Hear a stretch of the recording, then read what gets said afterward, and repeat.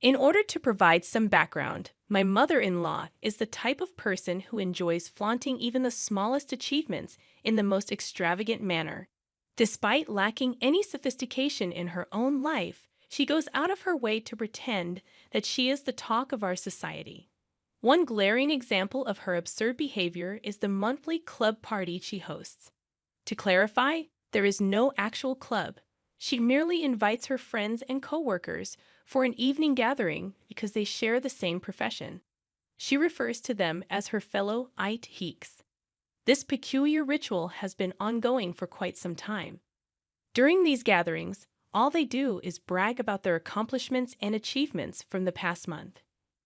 Given the context, you can imagine how eager my mother-in-law was to announce that my grandfather had arranged a destination wedding for me, complete with a 6-day stay package.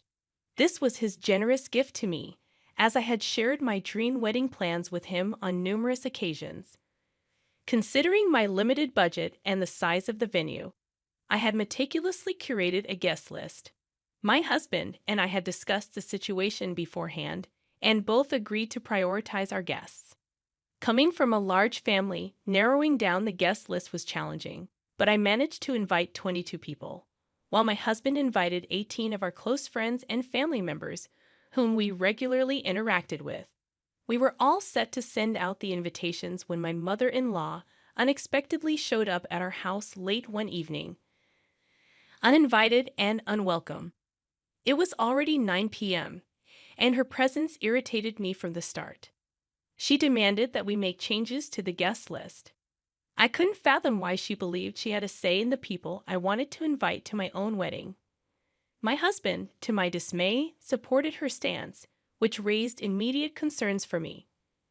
I inquired about the changes she wanted, and she mentioned that she had already promised a few of her work friends an invitation. These friends, she claimed, were part of her IT Geeks group. I politely informed her that there was no room left on the guest list, as every invitee was someone we had a close relationship with and interacted with regularly. I sought support from my husband, but he avoided my gaze and sided with his mother. Despite explaining the situation to her, she insisted that I make adjustments.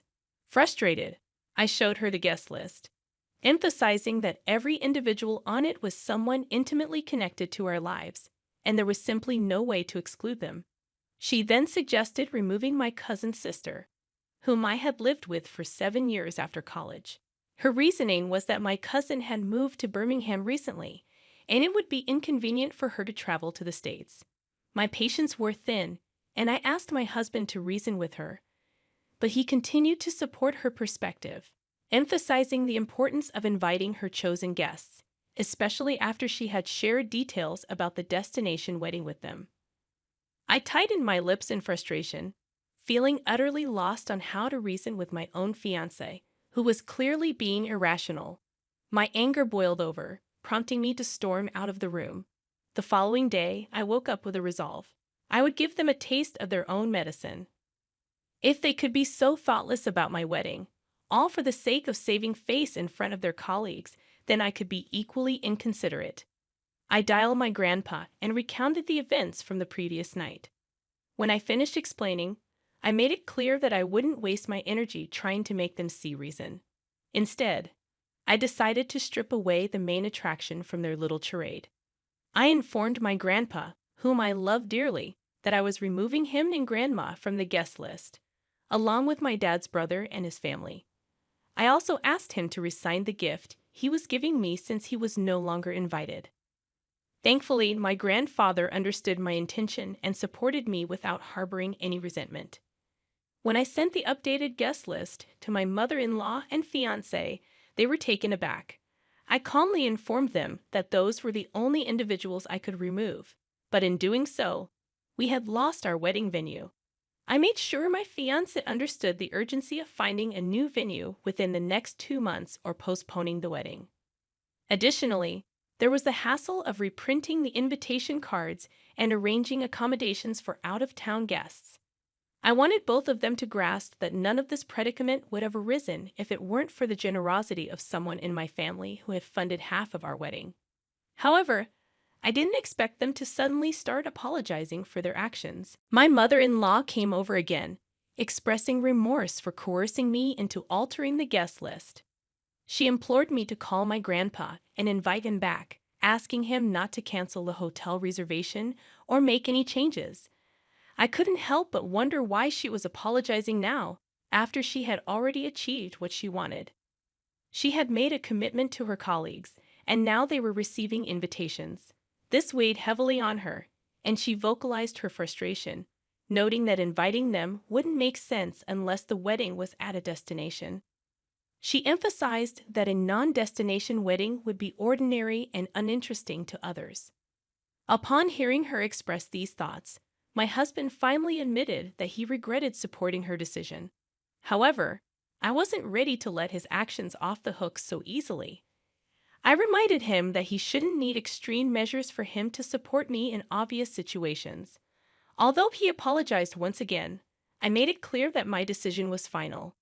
It was a done deal, and even if I were to reinvite my grandpa, we wouldn't get back his incredibly generous gift. Was I being an angel for standing my ground? I recognized that, ultimately, the wedding was mine, and I should focus on myself. Yet, I couldn't help but feel a bit petty about not reversing my decision. Did this make me a bad person? However, my mother-in-law wasn't finished causing problems for us. As I mentioned in my previous post, I had no intention of asking my grandpa to reinstate his gift. This decision visibly upset my mother-in-law to the point where she began a habit of calling my fiancé every other day. She portrayed me as an ungrateful troublemaker seeking revenge. While, yes, I had taken certain actions that made me feel good, her labeling me ungrateful when she was responsible for this situation felt like too much. But it didn't end there. She went a step further, advising my fiancé to reconsider his life decisions, insinuating that what I had done was just the beginning and that his life would be this way if he married me. During one of these conversations, my fiancé was speaking on speakerphone, and I overheard these hurtful words. I was grateful for this transparency because I knew that my fiancé typically concealed anything that could potentially create discord in our relationship. He did tell his mother that she had crossed the line, but he didn't confront her more assertively. It's his relationship with his mother, and I understand that I can't ask him to sever ties with her just because she dislikes me. However, I am aware that if her interference continues, I might reach a breaking point, as I can't imagine enduring this for the rest of my life. Today, I had a heart-to-heart with my grandpa, sharing the news about the new wedding venue we had secured. While it didn't align with the vision I cherished my whole life, it was still a beautiful place, and I found happiness in it. I reassured him that he was invited again, and his laughter warmed my heart. My gratitude and love for him overwhelmed me. He had consistently supported me in everything I did, and he continued to do so now. Confronting my husband about my mother-in-law's escalating behavior became necessary. Our conversation delved into the awkwardness certain situations had created and the pain they had caused. In the end, my husband promised to address the issue with his mother and clarify her role in our lives. I hoped for a smooth journey forward, devoid of any more drama. Finally, the wedding day arrived, and I am now officially married. Despite the unexpected turns, the wedding was a thing of beauty, and my happiness knew no bounds. I couldn't help but smile when I noticed my mother-in-law sulking in a corner with her work friends, whom she had invited. In a surprising turn of events, my grandpa gifted us a house as a wedding present, a joint gesture from him and my uncles. In the grand scheme of things, I am just thrilled to embark on this new chapter of my life with my husband. I wanted to share this update with all of you who have been a part of this journey in your own way. It infuriates me when people believe they have the audacity to dictate how someone should get married or whom they should invite. It's high time someone reminded your mother-in-law that her time to influence these decisions is over. If she wants to flaunt, she can plan her own event in the future. You should firmly tell her to back off and leave you in peace. Are you absolutely certain about marrying that guy? Anyone with an ounce of insight would have seen through the manipulative game your mother-in-law was playing, and yet he supported her. You're not clueless. but perhaps you should scrutinize your life choices more closely. On a personal note, I live in Queensland while my family resides in New South Wales. Recently, my parents and my 27-year-old sister decided to invite themselves to my house for a week-long holiday after their cruise got canceled. Frankly, I wasn't thrilled about them staying for such an extended period, especially considering I'm pregnant and already juggling the responsibilities of caring for a 2-year-old. To complicate matters, our house isn't spacious enough to accommodate multiple guests. I have only one spare queen-size bed, which my parents were occupying. My sister, however, opted to sleep on my couch. She could have shared my bed with me since my husband is away for work, but her snoring and my constant nudges to roll over didn't make it a viable option. After 2 days of their stay, during dinner on the second night, my dad dropped a bombshell. He casually mentioned that they had invited my sister's boyfriend of just 5 weeks to fly up and stay with us for the entire weekend. He had already booked a ticket and would be arriving on Friday morning at 9 a.m. I had never met my sister's boyfriend.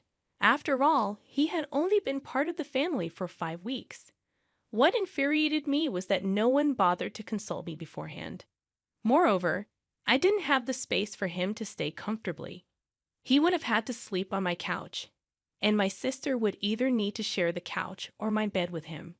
The idea of a stranger sleeping in my house while my 2-year-old son was in his own room was unsettling. In sheer frustration, I called my husband, and together we decided to firmly refuse the arrangement.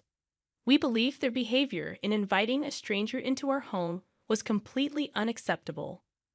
When I called my sister to communicate our decision while I was at work, my mother exploded in anger. She berated me, questioning my judgment and accusing me of doubting their ability to judge someone's character. According to her, they wouldn't invite someone into our house who couldn't be trusted, even though they had met him fewer than 10 times. Eventually, they hung up on me, hastily packed their belongings, and left my house. Later, they sent me a text message claiming that my husband had manipulated my thoughts against them, and that they were leaving not because they were wrong, but because I had been an inhospitable host. According to them, I had become a terrible person since being with my husband for the past 10 years. 3 days passed, and they attempted to call me, acting as if nothing had transpired. Their inability to comprehend my reaction left me utterly baffled. I am left wondering if anyone can shed light on their perspective and help me make sense of this situation. Am I overreacting? I don't think so. I believe I was being a responsible parent, not an unreasonable person. I didn't invite them, and I certainly don't have a serial obligation to be a gracious host to a family that essentially invaded my home. To top it off, they invited a fourth person, a complete stranger, to stay without my knowledge or consent. Their entitlement is baffling. It's almost like they can't stand the fact that I've grown up and am making decisions without seeking their approval. This is the moment to establish boundaries. In my response, I made it clear that I'm not a terrible host because I didn't invite them in the first place. They invited themselves. I generously accommodated them despite the disruption to our usual routines. However, inviting another person into my home without my consent was completely unacceptable. Their tantrum when I refused to cave in and their subsequent decision to leave for alternative accommodation, all the while attacking my character, means there will be a new set of rules before I consider hosting them again. I won't be going to hang out with them after the immature behavior they displayed in my house. I've had enough of their inappropriate actions for now, and I've decided to limit my contact with them until I feel I can face them again. They crossed a line by inviting someone I've never met into my home without my approval. They didn't ask, they simply informed me that it was happening. The fact that they mentioned my seemingly good mood indicates they were aware it wasn't a good idea. They assumed I would be a pushover and allow it. I'm standing up for myself and the safety of my children, and I know I'm not in the wrong here. I'm a 33-year-old woman, currently 5 months pregnant, while my 35-year-old husband is away on a business trip, set to return next month. This is my first pregnancy, and recently, I've been required to continue working at the office. When I first met my husband, he was incredibly skinny, and his eating habits were restricted due to his mother's cooking. She avoided spices, sauces, herbs, and even salt, sugar, and pepper, believing this bland approach was healthier. My husband grew accustomed to this tasteless diet, but when he tried my cooking, he realized there was a world of flavor beyond his mother's limited recipes. One Wednesday, I indulged my curry craving and made a large batch. While I usually had pre-prepared meals in the freezer, this time, I gave in to the temptation. I left the extra portions in the fridge. On that day, my in-laws unexpectedly visited, having a spare key in case of emergencies. When I returned home, ready to enjoy my curry, I found it replaced by a dish made by my mother-in-law, who had thrown my meal away, claiming it tasted spoiled. Unable to stomach her cooking in my pregnant state, I discreetly gave the unwanted food to a homeless person. However, someone witnessed my act of kindness and informed my in-laws. Suddenly, I found myself bombarded with accusatory messages, even from my mother-in-law. My husband supported me, but now I'm questioning if I overreacted. Honestly, OP, it seems like your in-laws are trying to control your life. Their invasion of your home, even when you're not there, is a huge red flag. And while the focus seems to be on your mother-in-law throwing away your food, the real issue here is the lack of boundaries. Setting firm limits with your in-laws is essential before your child is born. Consider changing the locks and installing security cameras to maintain your privacy and peace of mind. Remember, your home is your space, and you deserve to feel safe and respected within it.